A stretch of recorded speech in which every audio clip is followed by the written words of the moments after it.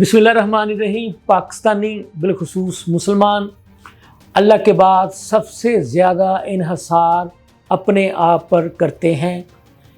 पाकिस्तान का जो iron friend है वो चीन है।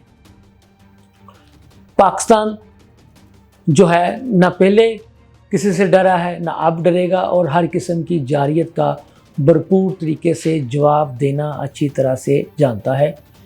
पहलगाम वाक़ये के फौरी बाद पाकिस्तान ने भारत को ऑफ़र की थी कि वो इसकी तहकीकात करवा ले, लेकिन भारत ने तहकीकात की बजाय दरिंदगी का रास्ता इख्तियार किया। इन ख्यालात का इज़हार किन किन रहनुमाओं ने किया है, आपको ये सब आज के इस व्लॉग में बताऊंगा। लम्हा न्यूज़ के साथ मैं हूं आपका मेज़बान शहजाद मलिक। नाज़रीन, बात यह है कि पाक फ़ौज के तर्जमान जनाब अहमद शरीफ चौधरी साहब का ये कहना है कि पाक फ़ौज मुसलमान अल्लाह के बाद सबसे ज़्यादा इन्हसार अपने आप पर करते हैं और अल्हम्दुलिल्लाह पाक फ़ौज जो है वो अपने मुल्क का दिफा करना अच्छी तरह से जानती है। पाकिस्तान ने और बिलखुसूस पाक फ़ौज ने भारत को जो दंदान शिकन जवाब दिया, उसकी खुशियाँ आज पाकिस्तान की हर गली गली मोहल्ले मोहल्ले कोने कोने में मनाई जा रही हैं। पाकिस्तान की आवाम ने हमेशा अपनी पाक अफवाज का साथ दिया है और दुश्मन के दांत खट्टे किए हैं। दुश्मन ने रात के अंधेरे में तारीकी में बुज़दिलाना वार किया था और वो ये समझ बैठा था कि वो शायद अपनी इस बुज़दिलाना हरकत से पाकिस्तान को डरा लेगा, लेकिन दुनिया ने देखा कि पाकिस्तान का एक भी फ़र्द नहीं डरा, बल्कि पाकिस्तान के सिविलियन ने भी अपनी पाक अफवाज के शाना बशाना खड़े होकर, आपने देखा होगा जो वीडियोज़ वायरल हुई कि जो ड्रोन्स भारत ने पाकिस्तान के मुख्तलिफ इलाकों में छोड़े थे, तो सिविलियन भी अपने बहादुर जवानों के साथ मिलकर उन ड्रोन्स को निशाना बनाते हुए दिखाई दे रहे थे। तो बात यह है कि पाकिस्तान ने तो भारत के बुज़दिलाना वार का जो इसने रात की तारीकी में जो पाकिस्तान पर जो हमला किया था, उसका दिन की रोशनी में जवाब दिया था और ऐलान करके जवाब दिया था। पूरी दुनिया को इस बात का इल्म है कि हमारे पाक अफवाज के तर्जमान जनाब अहमद शरीफ चौधरी साहब ने ही एक भरपूर प्रेस कॉन्फ्रेंस के ज़रिए कहा था कि पाकिस्तान जब जवाब देगी तो फिर उसको दुनिया देखेगी।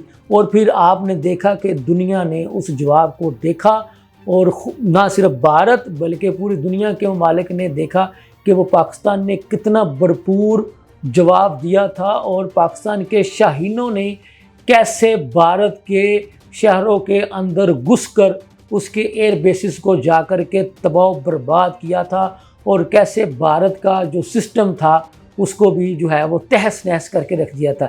यहाँ पर ये बात भी काबिल ज़िक्र है कि हमारे शाहीनों ने भारत की किसी भी सिविलियंस को निशाना नहीं बनाया, जबकि पूरी दुनिया ने ये देखा कि जो भारत ने जो बुज़दिलाना दरिंदगी की थी वो हमारे सिविलियंस, हमारे औरतों और बच्चों पर की थी। तो बात ये है भारतीयों, हमें ये सिखाया ही नहीं जाता। हमें तो ये भी सिखाया गया है कि जंगों के दौरान भी औरतों और बच्चों पर हमला नहीं करना है, ना ही हम करते हैं।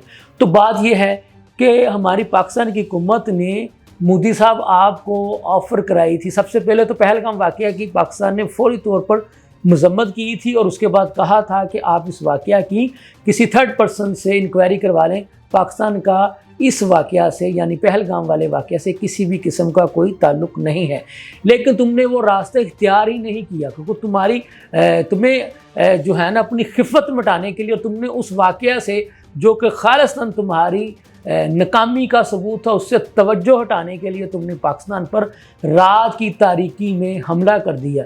तो अब भी तुम अपने जो तुम्हारा जो गोदी मीडिया है, गोदी मीडिया हम उसको कहते हैं जो कि मोदी की गोद में बैठा हुआ है, जो कि वो बात करता है जो मोदी सुनना और देखना चाहता है, जबकि पाकिस्तान का मीडिया एक आज़ाद और ख़ुद मुख्तार मीडिया है जो रियलिटीज़ पर मबनी रिपोर्टिंग करता है और हक़ाइक़ को दुनिया के सामने लाता और दिखाता है।